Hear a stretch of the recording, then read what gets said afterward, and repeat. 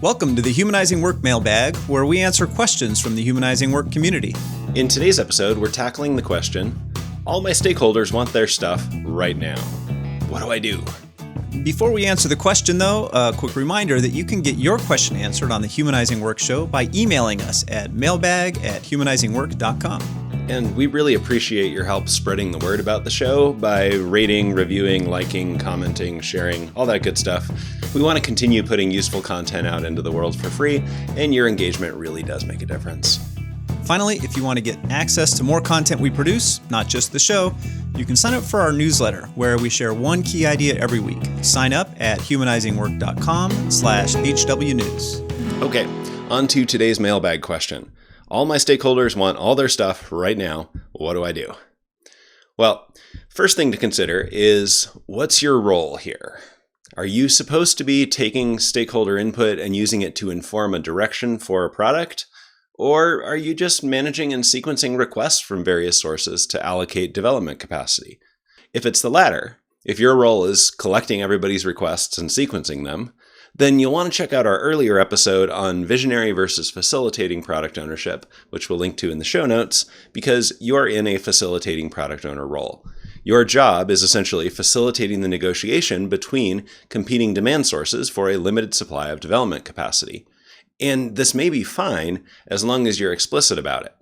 As we explain in that episode, the facilitating product owner model is often a good fit in an IT situation, where a team is working on a wide range of requests from several different sources, and where there's no one person qualified or empowered to prioritize between those different requests. In this case, the key move is helping your stakeholders bring well-formed requests and helping facilitate the negotiations between different stakeholders for your team's limited capacity. The second and related question is, what happens if or when you say no to a request? When we ask people this question, we often hear the answer, well, I can't say no. The root cause of a lot of dysfunction in orgs is the inability to say no. No organization has enough capacity to handle that. There's always more you could be doing on a team than capacity to do it all.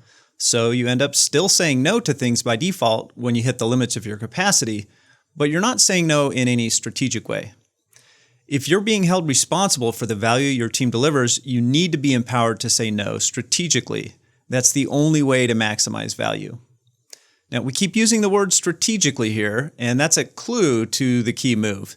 If you want to be able to say yes to one thing and no to another in a way that maximizes value, you need something larger than your backlog items that acts as a filter.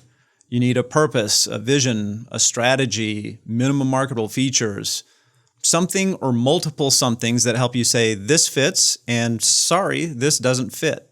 This, by the way, is sometimes a stepping stone to real empowerment as a product owner.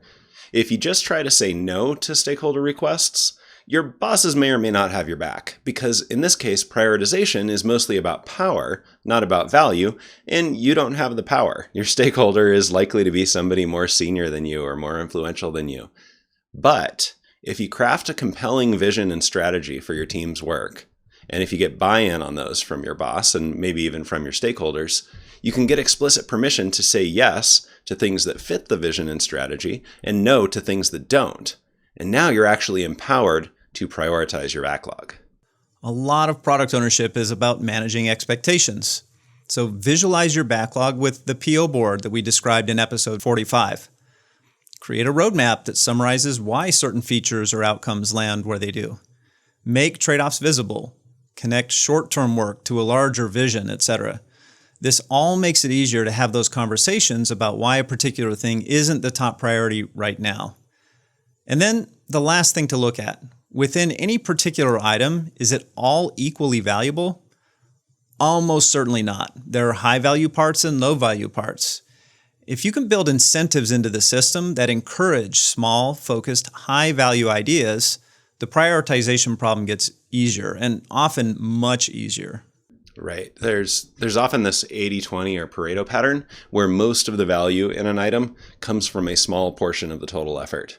So to make it really simple, if you have just enough capacity to do one full item, you also have just enough capacity to do the 80-20 slice of 5 items. Of course, reality is more complex than that simple math, but the principle is real. By getting good at finding the high-value slice of any big thing, you can sidestep a lot of the pain of prioritization because more value will fit in less capacity. We focus heavily on this in our product owner training and coaching. So to summarize, when your stakeholders want everything right now, consider whether you should adopt a facilitating product owner model rather than a traditional visionary product owner model. Consider what happens if and when you say no, and address the implications of that answer. Create big picture things like vision and strategy to act as filters to help you say yes or no strategically. Visualize your backlog and related artifacts and use those to help manage stakeholder expectations. And take advantage of the 80-20 principle to focus on the high-value part of any request, maximizing the value your team creates. Want help doing this in your context? Reach out to us about product owner training and coaching. Leveling up product ownership is one of the best ways we've seen to increase the effectiveness of a whole team all at once. And please like and share this episode if you found it useful, and keep the questions coming. We love digging into tough topics, so send them our way.